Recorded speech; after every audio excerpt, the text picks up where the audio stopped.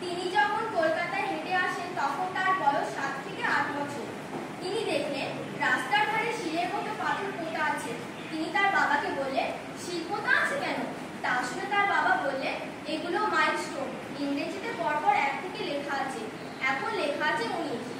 Milestone দেখে 1 থেকে 10 লিখে ফেললেন।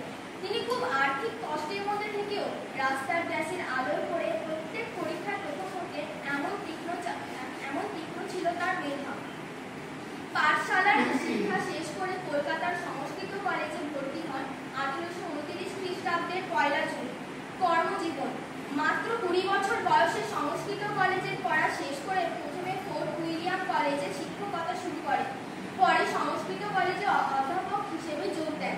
এই কলেজের অধ্যক্ষ হন এবং স্কুল পরিদর্শকের দায়িত্ব পালন করতেন। তবে কলেজ কর্তৃপক্ষের সাথে মতের মিল না হওয়ায় অধ্যক্ষর পদ ত্যাগও করেছিলেন। মেধার স্বীকৃতি হিসাবে তাকে বিদ্যাসাগর উপাধি দেওয়া হয়। সাহিত্য সৃষ্টি: বিদ্যাসাগর রচনা করেছেন শকুন্তলা, সীতার বনবাস, বোধোদয়, কথামালা, বেতাল পঞ্চবিংশতি, ভ্রান্তিবিলাস, ব্যাকরণ কৌমুদী প্রভৃতি গ্রন্থ। তার লেখা বর্ণ পরিচয় প্রথম ভাগ ও দ্বিতীয় ভাগ পড়ার মাধ্যমে আজও শিশুর শিক্ষা জীবন শুরু হয়। তার চরিত্রের মধ্যে ছিল আধুনিকতার ছোঁয়া এবং অপরিসীম ছিল তার প্রাণ শক্তি।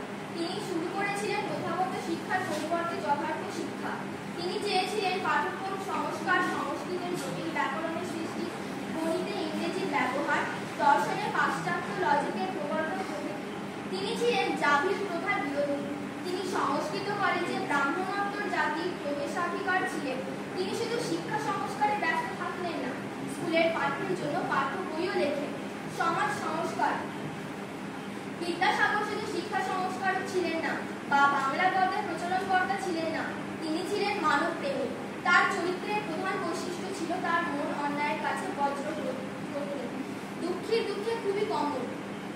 বিশ্বকবি রবীন্দ্রনাথ তার সম্বন্ধে লিখেছেন, দয়া নহে, বিদ্যা নহে, ঈশ্বরচন্দ্র বিদ্যাসাগরের চরিত্রের প্রধান গৌরব তাহার অজেয় পৌরুষ, তাহার অজেয় মনুষ্য। তিনি যা বলতেন তা নিজের জীবনেও পালন করতেন। তিনি ছিলেন অনাড়ম্বর, সাদাসিধে জীবনে অভ্যস্ত। বিধবা বিবাহ আইন তার প্রচেষ্টার প্রচলন হয়। এ ব্যাপারে তাকে যিনি সবচেয়ে বেশি সাহায্য করেছিলেন তিনি হলেন মহিয়সী নারী রানী রাসমণি। বিদ্যাসাগর নিজের পুত্রের সাথে বিধবা কন্যার বিবাহ দেন। তিনি আদর্শে ছিলেন নিশ্চল। কোনো প্রলোভন তাকে আদর্শ থেকে বিচ্যুত করতে পারেনি। তিনি চেষ্টা করেছেন বহু বিবাহ, বাল্য বিবাহ, কৌলিন্য প্রথা বন্ধ করতে। মেয়েদের ওপর মানসিক নিপীড়ন বন্ধ করে নারী শিক্ষা প্রচলনের চেষ্টা করেছেন তিনি। বেথুন কলেজ, মেট্রোপলিটন কলেজ, যার বর্তমান নাম বিদ্যাসাগর কলেজ, প্রতিষ্ঠা করেন তিনি। পিতামাতাকে দেবতা জ্ঞানে ভর্তি করতে মায়ের ইচ্ছা পূরণের জন্য নিজের গ্রামে তিনি বিদ্যালয় প্রতিষ্ঠা করেন। উপসংহার: দুঃখের দুঃখে তার হৃদয় কান্ত হলে তাকে করুণাসাগরও বলা হতো। এই মহামানবের প্রয়াণ ঘটে 1801 সালের 29 জুলাই বিহারের কারমাটাতে। বিদ্যাসাগরের অবদান সম্পর্কে রূপস্যারের কণ্ঠে আমরা একটা সুন্দর আবৃত্তি পাঠ শুনব। আমরা যখন ছোটবেলা থেকে বড় হয়েছিলাম, পণ্ডিত ঈশ্বরচন্দ্র বিদ্যাসাগরের খুব অদ্ভুত লাগতো কেন বিদ্যাসাগর বলা হতো, কেন পণ্ডিত বলা হতো, কিন্তু অনেক গল্প শুনেছি। প্রথম গল্প আমরা ছোটবেলা দেখেছিলাম যে মাইলস্টোনের গল্প, যে বাবার সাথে আস্তে আস্তে সেই ইংরেজি 1 থেকে 10 পর্যন্ত সে শিখে গেছে, ঠিক আছে। তারপরে আমরা দেখলাম যে তার মাতৃভক্তির জন্য সে সাঁতার দিয়ে দামোদর পার করেছে, এই গল্প আমরা শুনেছি। তারপরে আমরা ওই গল্পটাও শুনেছি যে ইংরেজ সেই সময় ব্রিটিশ সরকার আমাদের দেশে ছিল এবং সেই ইংরেজরা তার সামনে যুদ্ধ তুলেছে বলে উনিও তার চপ্পল তার সামনে দেখিয়েছিলেন। যে এই যে একজন তেজি, একজন প্রকৃত ভারতীয়, এবং সেই সময় 19শ শতাব্দীতে যখন প্রচুর মানুষ, প্রচুর বাঙালি, প্রচুর কেরালিয়ান তারা ব্রিটিশ হয়ে যাচ্ছে, কিন্তু উনি একদম অনাড়ম্বর, এই যে সাদ্দাম বললো যে অনাড়ম্বর জীবনযাপন করতেন, সেই সাদা উত্তরীয় চাদর গায়ে দিয়ে। আমাদের ছবিও দেখবে, বিদ্যাসাগরের ছবি দেখলে আমরা সেই ধরনের ছবি পেতে পারি। রবীন্দ্রনাথের তবু স্যুট পরে আমরা একটা ছবি আর 2-4টে পাই, কিন্তু ওনার আমরা কোনো ওরকম ছবি পাই। তো এরকম নানা দিক বিদ্যাসাগরের জীবনে আছে যেগুলো আমাদের পাঠ্য হয়েছিল। আমরা যখন পড়েছি তখন আমরা এগুলো পড়ে বড় হয়েছি, তোমাদেরও পাঠ্য হওয়া উচিত, কিন্তু তার আদর্শটা আমাদের বিশেষ করে পড়া উচিত। তো আমার একটা কবিতা এখন বলতে ইচ্ছা করছে।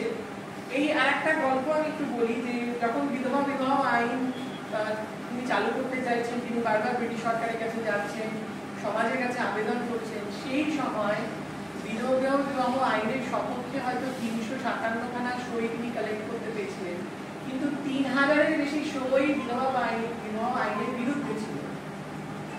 তখনকার মানুষ মনে করতো এটা অন্যায়, এটা অপরাধ হচ্ছে। বিদ্যাসাগরকে নানাভাবে উত্তপ্ত করা হতো, ঢিল মারা হতো, তার বাড়ির সামনে গিয়ে নানা ঝামেলা করা হতো, কিন্তু তিনি তবু করেছে। আমরা যদি শতবার একাদশী পড়ি, আমরা দেখতে পাবো সেই সময় বিংশ শতাব্দীর গরুদড়ায় বা অষ্টাদশ শতাব্দীতে বিধবা যারা বাচ্চা মেয়ে তাদের কিভাবে দুর্দশা হতো, তো তিনি প্রতিবাদ করেছিলেন। তো সেই প্রতিবাদকে ধরে পূর্ণেন্দু মৈত্রী একটা স্যাটায়ার ধর্মী কবিতা লিখেছেন, সেটা আমি পড়ব। এক যে ছিল বিদ্যাসাগর, পূর্ণেন্দু মৈত্রী। এক যে ছিল বিদ্যাসাগর, ভীষণ বাজে লোক, বলতো কিনা বিধবাদের আবার বিয়ে হোক। এক যে ছিল বিদ্যাসাগর, দেখতে এলো বেলে, চাইতো কিনা লেখাপড়া শিখুক ছেলে মেয়ে। এক যে ছিল বিদ্যাসাগর, দিমাগ ভারী খা, সাহেব যদি জুতো দেখায় বদলান তৎক্ষণাৎ। এক যে ছিল বিদ্যাসাগর, বুদ্ধি সত্যি কই, লিখেই চলে শিশু পাঠ্য বই।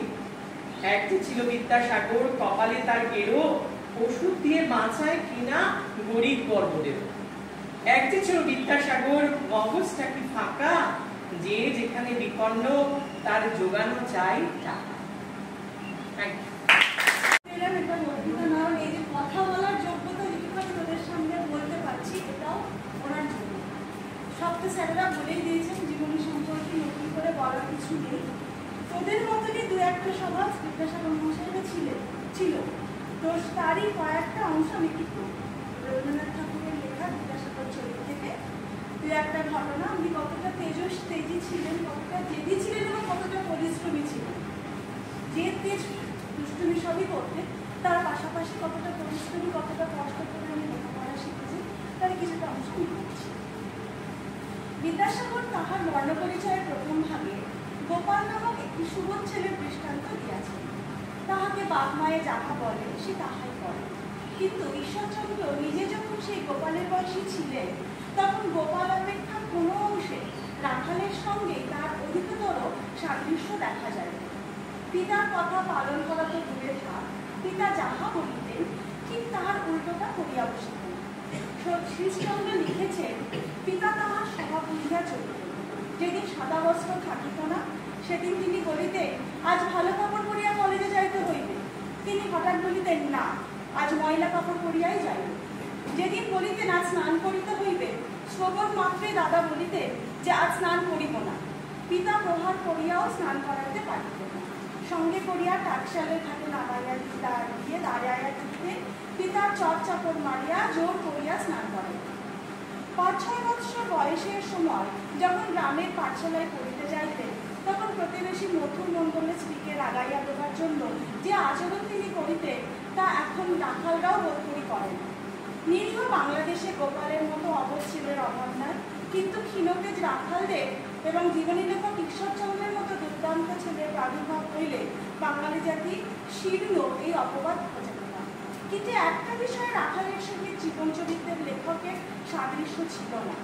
রাখাল পড়িতে যাইবার পথে খেলা করে, মিছিমিছি দেরি করিয়া সকলের শেষে পাঠশালায় যায়, কিন্তু পড়াশোনায় বালক ঈশ্বরচন্দ্রের বিন্দুমাত্র শৈথিল্য ছিল না।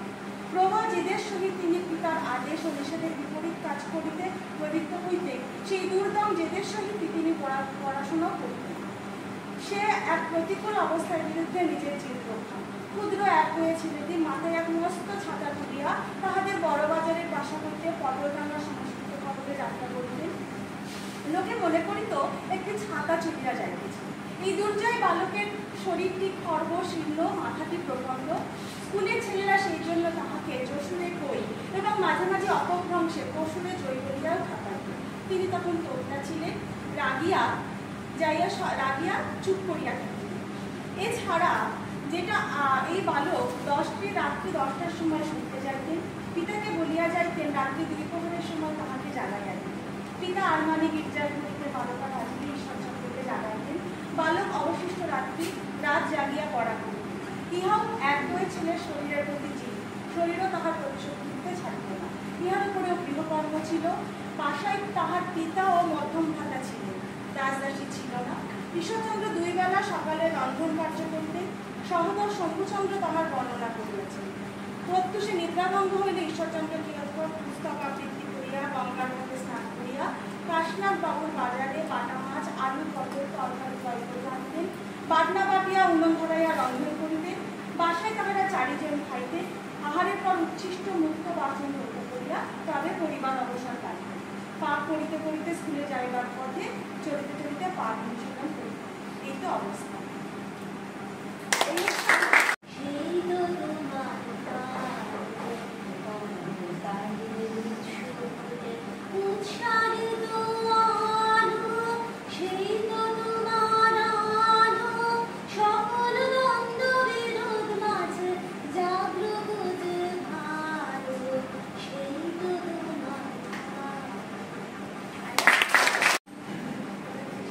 পণ্ডিত ঈশ্বরচন্দ্র বিদ্যাসাগর মহাশয়ের জন্মদিবস।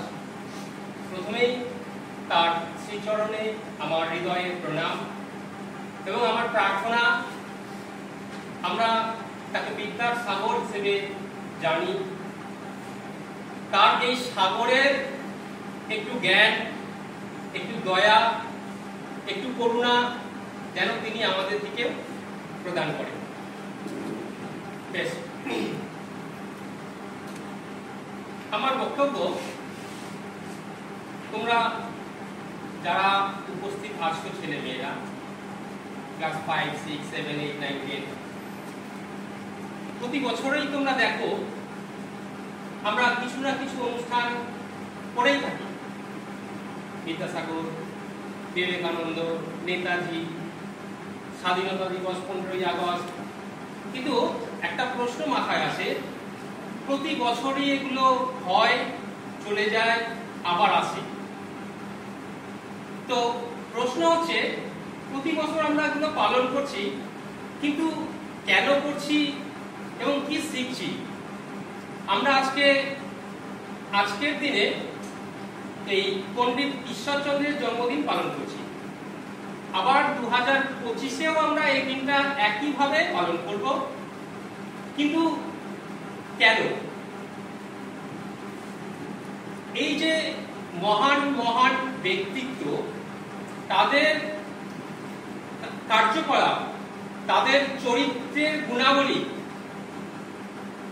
তাদের যে অবদান ইত্যাদি কারণেই কিন্তু আমরা তাদেরকে চিরস্মরণীয় করে রাখি।